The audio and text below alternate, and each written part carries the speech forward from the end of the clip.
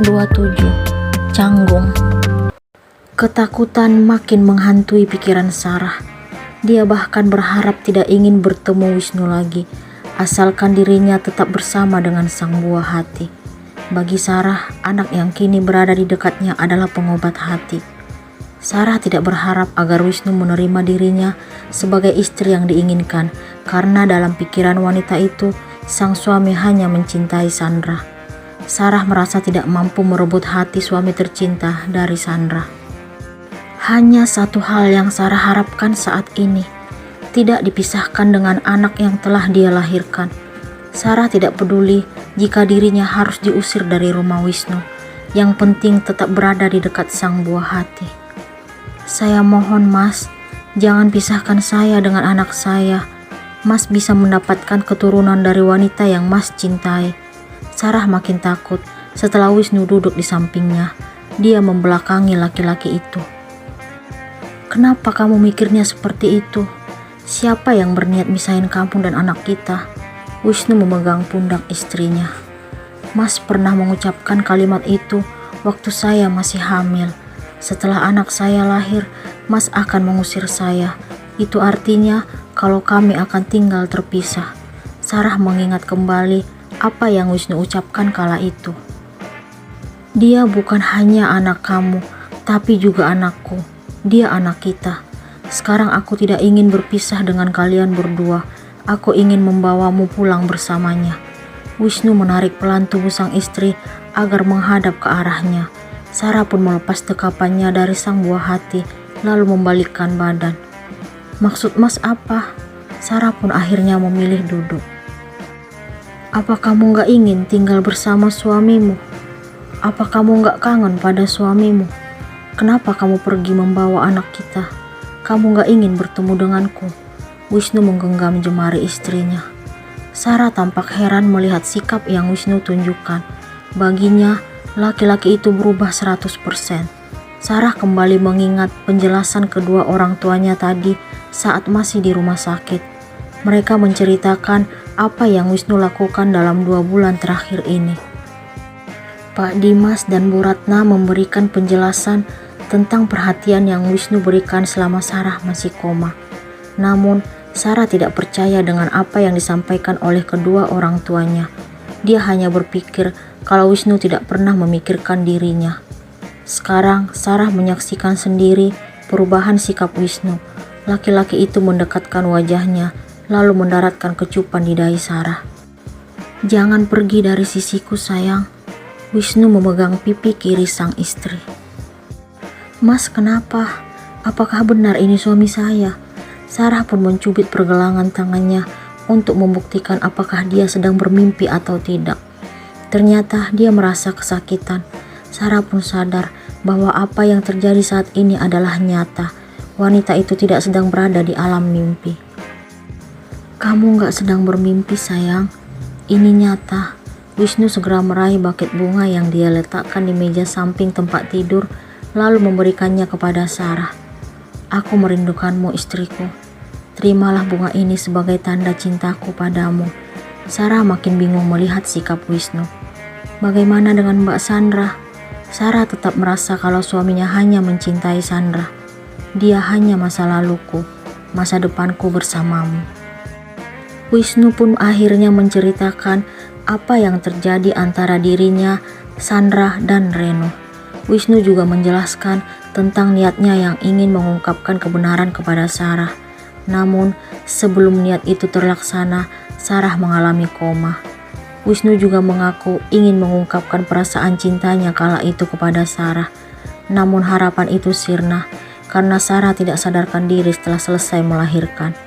Wisnu hanya mampu meratapi penyesalan karena kata cinta belum sempat keluar dari mulutnya untuk sang istri. Tiba-tiba, Sarah menangis setelah mendengar penjelasan dan pengakuan Wisnu. Dia tidak pernah menyangka akan mendengar kata cinta keluar dari mulut laki-laki yang selama ini berbuat kasar kepadanya. Sarah sangat tahu kalau dulu Wisnu tidak pernah mencintai dirinya. Aku mohon, jangan nangis. Aku merasa bersalah kalau melihat kamu kembali mengeluarkan air mata seperti dulu. Lagipun, malu sama anak kita. Wisnu pun mengusap air mata Sarah, lalu memeluk wanita itu. Ternyata sepasang suami istri sedang memperhatikan kemesraan yang Wisnu tunjukkan kepada Sarah. Mereka adalah orang tua Sarah. Kedua insan itu sangat terharu melihat perubahan yang terjadi terhadap sang menantu. Dulu Wisnu selalu bersikap dingin, tetapi sekarang justru sebaliknya. Malam ini Wisnu beserta istri dan anaknya menginap di rumah sang mertua. Wisnu memenuhi permintaan Sarah yang masih tetap ingin berada di rumah ayah dan ibunya. Wanita itu mengaku amat merindukan kamarnya. Sarah sangat terharu melihat kedekatan sang suami dengan ayah dan adiknya. Wanita cantik itu tidak pernah menyangka akan mendengar percakapan hangat antara Pak Dimas, Wisnu dan Radit di ruang TV. Padahal selama ini Wisnu selalu bersikap dingin jika bertemu dengan keluarga Sarah. Ini juga merupakan kali pertama Wisnu bersedia bermalam di rumah sang mertua. Sebelumnya, laki-laki itu tidak pernah menginginkan dekat dengan keluarga sang istri.